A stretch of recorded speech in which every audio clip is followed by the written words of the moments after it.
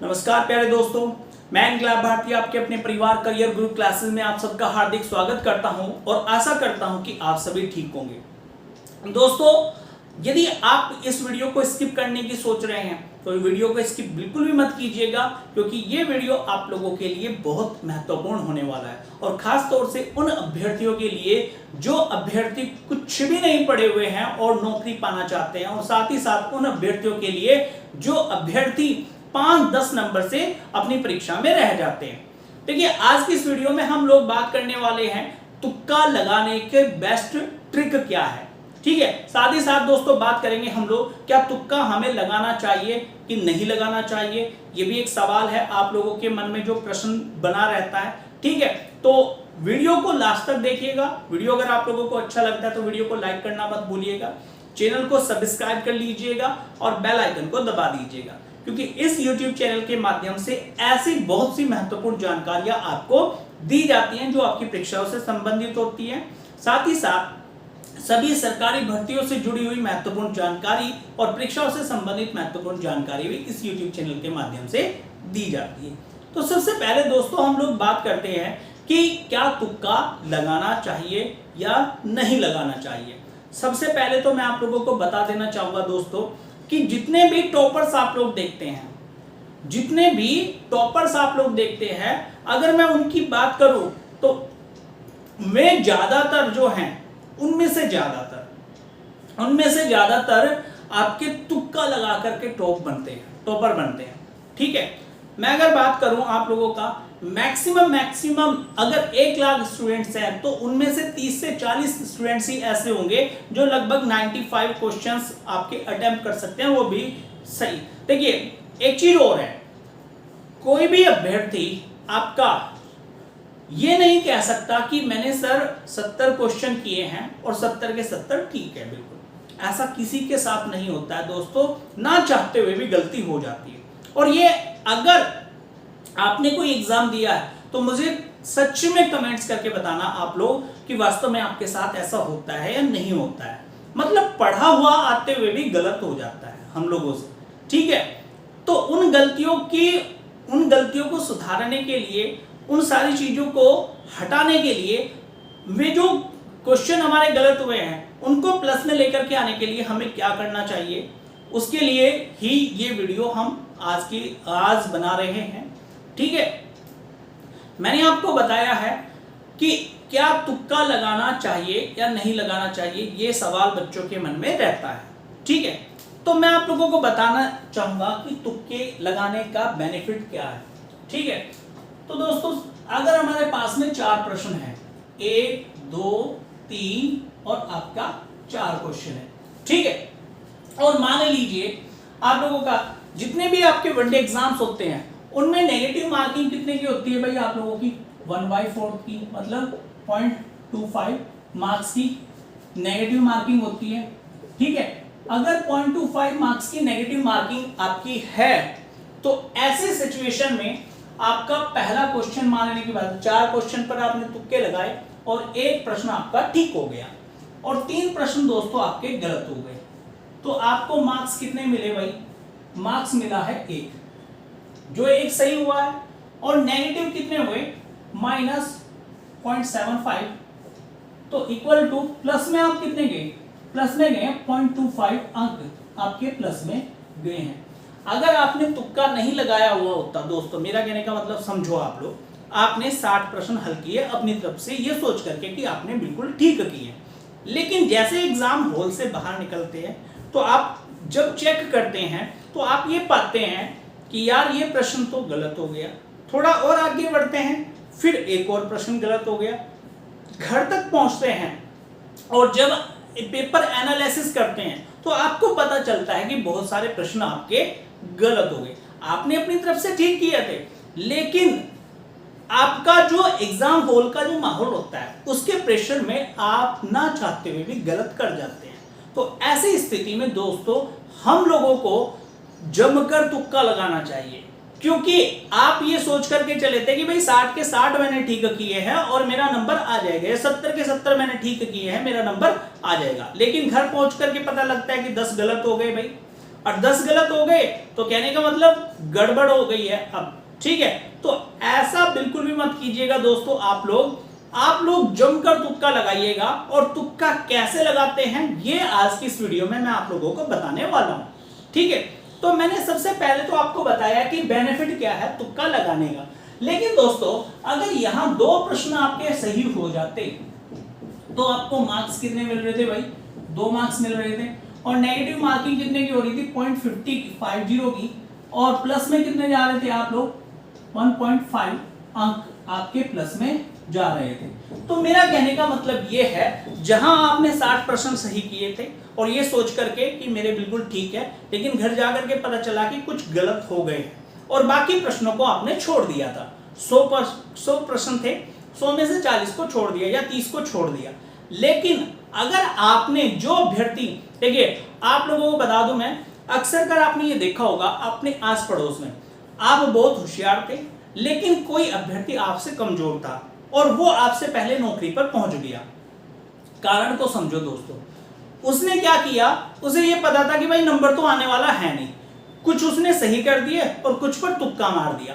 और तुक्का इस प्रकार से लग गया उसका कि किस्मत से कि वो आगे बढ़ गया, ठीक है। आप वहीं के वहीं, तो आप अपने आप में बहुत ज्यादा डिमोरलाइज हो जाते हैं। तो डिमोरलाइज होने की जरूरत नहीं है, वीडियो को बस लास्ट तक देखते चलिएगा दोस्तों, ठीक है। और वीडियो लाइक जरूर कर दीजिएगा।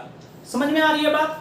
तुक्का आपको जरूर लगाना है अगर आपको वास्तव में नौकरी पानी है 2024 में, ठीक है।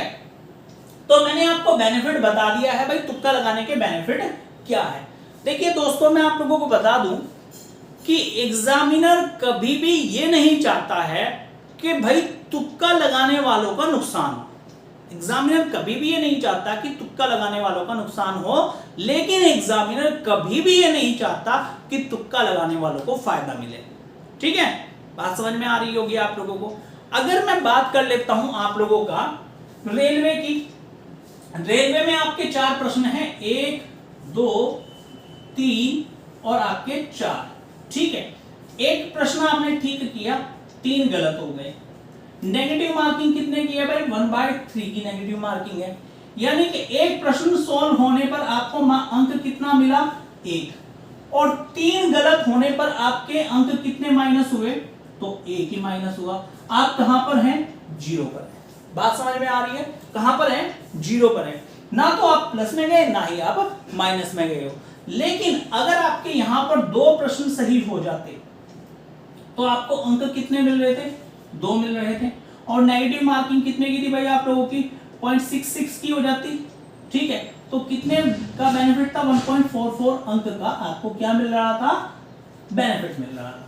तो मेरी बात समझने की कोशिश कीजिए कि अभ्यर्थी जितने भी आप लोगों की नौकरियों पर जाते हैं, ज्यादातर टॉपर बनते हैं, सभी अभ्यर्थी इसी प्रकार से तुक्का लगा करके आगे बढ़ जाते हैं। और हम सोचते रहते हैं कि वो बहुत होशियार थे, इस वजह से उनका नंबर आ गया, वो किस्मत वाले थे, इस वजह से उनका नंबर आ गया। लेकिन दोस्तों नंबर इस प्रकार से आता है, ठीक है। तो आगे आप भी कैसे तुक्का लगाएंगे इस चीज को समझिए, ठीक है। देखिए सबसे पहले तो मैं बात करने वाला हूं उन लोगों के लिए जिनको पेपर में कुछ करना आता है, यानी कि जो पढ़े लिखे हैं, मतलब कि पढ़ करके गए हैं और थोड़ा बहुत उन्हें तुक्का लगाना है। तो किस प्रकार से वो तुक्का लगा सकते हैं? पहली बात दोस्तों, कठिन प्रश्न यदि हो, कठिन प्रश्न यदि हो, कठिन प्रश्न होने पर सदैव ऑप्शन डी लगाएं। कौन सा ऑप्शन लगाएं? ऑप्शन डी लगाएं। अगर आपका प्रश्न कठिन है, उसका ऑप्शन कभी भी ए नहीं हो सकता है, सॉरी ऑप्शन ए लगाएं। गलती हो गया मुझसे, ठीक है। अगर प्रश्न कठिन है आप लोगों का, चाहे वो मैथ्स का हो, चाहे वो रीजनिंग का हो, चाहे वो जीएस का हो, चाहे वो किसी भी अदर सब्जेक्ट का हो, अगर आपको लगता है कि प्रश्न कठिन है तो हमेशा उसका ऑप्शन कौन सा लगाना है दोस्तों? ए। ज्यादातर केसेस में आप लोगों का ऑप्शन ए ही देखने को मिलेगा, ठीक है। अगर आपका प्रश्न है सरल प्रश्न, अगर आपका प्रश्न सरल है, सरल होने पर सरल प्रश्न होने पर सदैव सदैव डी ऑप्शन लगाएं, ए तो कभी भी ना लगाएं। अक्सर कर बच्चे यही गलती करते हैं, प्रश्न पढ़ा, अच्छा ये तो हमारा पढ़ा लिखा आ गया है, लेकिन एग्जामिनर जो है इतना बेवकूफ नहीं है कि ऑप्शन ए ही आप लोगों को दे देगा, वो हमेशा ऑप्शन डी रखता है।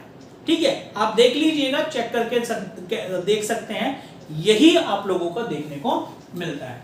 ठीक है, तीसरा जो है, जो कंफ्यूज करने वाले क्वेश्चन होते हैं, जो कंफ्यूजिंग क्वेश्चंस होते हैं, कंफ्यूजिंग प्रश्न, और कंफ्यूजिंग प्रश्न कौन से होते हैं दोस्तों?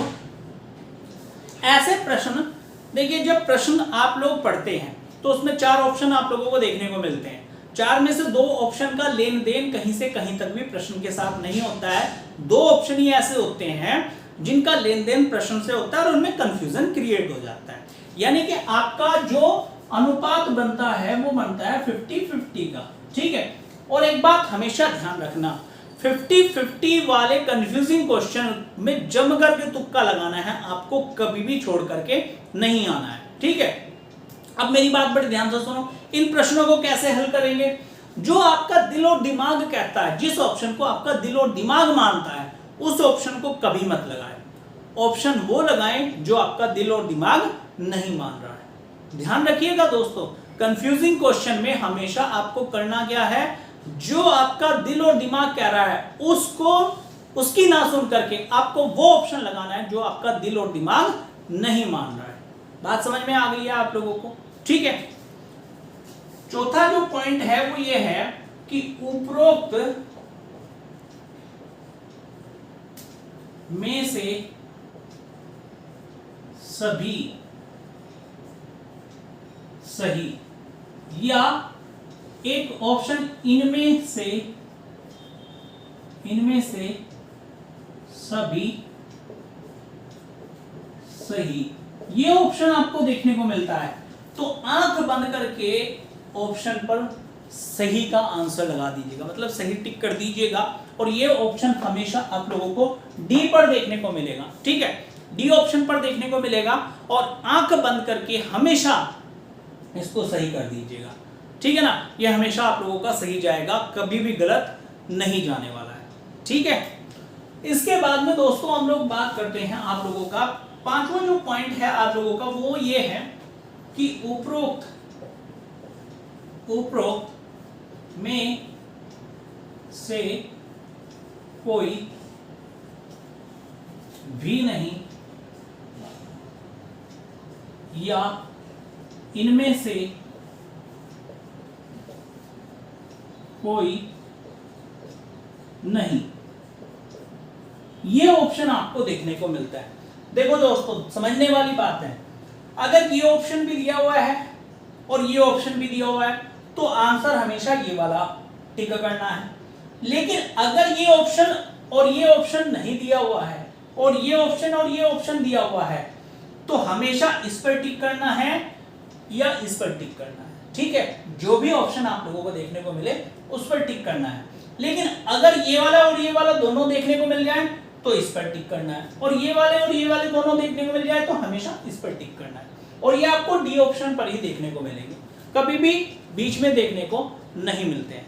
ठीक है, इसके बाद में दोस्तों ये तो हो गई है उन बच्चों की बात जो बच्चे पढ़ करके गए हैं, कुछ सोच करके गए हैं और मेहनत करके गए हैं और कुछ अंक से रह जाते हैं। लेकिन ऐसे भी तो अभ्यर्थी हैं जिन्होंने फार्म भर दिया लेकिन बेचारे काम कर रहे थे, या फिर आप लोगों का जो है परीक्षा की देरी होने की वजह से वो अपने अपने काम में लग गए थे, या पारिवारिक परिस्थितियों के कारण कुछ भी हो सकता है।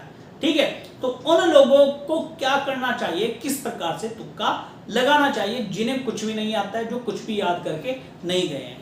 तो दोस्तों उन लोगों की अगर हम लोग बात करें तो आपको पता होगा कि ऑप्शन ए, बी, सी और डी होते हैं। ठीक है, उन लोगों के लिए वीडियो बहुत महत्वपूर्ण है। ठीक है, महत्वपूर्ण तो सभी के लिए है लेकिन उन लोगों के लिए ज्यादा महत्वपूर्ण है।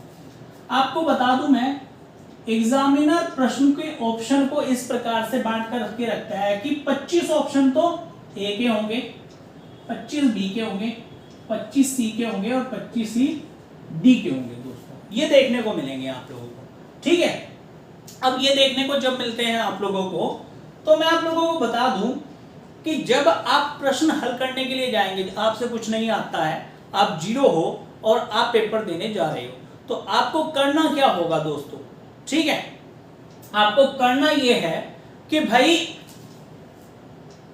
अगर ऑप्शन ए है, ठीक है, प्रश्न ए है, तो 1 है, 2 है, ठीक है, और ए, बी, सी और डी है, ठीक है। तो आपने करना यह है, जिन्हें कुछ भी नहीं आता है दोस्तों, शुरू के 10 प्रश्नों का आंसर आप ए लगाते चलें, 10 से लेकर के 20 तक के, यानी कि अगर मैं कहूं 1 से 10 तक आपने लगाया ए ऑप्शन, 10 से 20 तक लगाया आपने बी ऑप्शन, 20 से 30 तक लगाया आपने सी ऑप्शन, और 30 से 40 तक लगाया आपने डी ऑप्शन, और 40 से 50 तक आपने फिर से वापस रिपीट हो जाना है, ऑप्शन ए लगाना है, और फिर 50 से 60 तक आपने फिर से वापस रिपीट हो जाना, बी ऑप्शन लगाना है, और इस प्रकार से आपने प्रश्न को हल करते हुए चलना है, ठीक है। मैं दावा कर सकता हूं कि आपका सिलेक्शन होगा और 100% होगा दोस्तों, यदि आप मेरे इस मेथड को फॉलो करते हैं। इसके साथ ही साथ दोस्तों एक बात और भी आती है, जो अभ्यर्थी पढ़ करके गया है, प्रश्नों को हल कर दिया है, काफी प्रश्न हल कर चुका है, तुक्का लगाना चाहता है, ये मेथड 100 से फॉलो करने ही करने हैं। एक और मेथड आप लोगों का फॉलो करना है, वो क्या है दोस्तों, वो ये है कि भाई अगर आपने प्रश्न हल कर दिए हैं और उसके बाद में तुक्का लगाने की सोच रहे हैं, समझ में नहीं आ रहा कि कौन से ऑप्शन पर तुक्का लगाते चले, तो दोस्तों एक बात ध्यान रखनी है, ए का रेशो कितना है 25, बी का 25, सी का 25, डी का 25, ठीक है। अगर ये रेशो है तो आपको याद रखना है कि अगर ए के ज्यादातर गोले आपने भर दिए हैं तो ए को आप यूज ना करें आगे तुक्का लगाते समय, बी के गोले ज्यादातर भर दिए हैं तो बी का यूज ना करें। इस प्रकार से आपने अपने गोलों को भरते हुए चलना है और तुक्का लगाते हुए चलना है।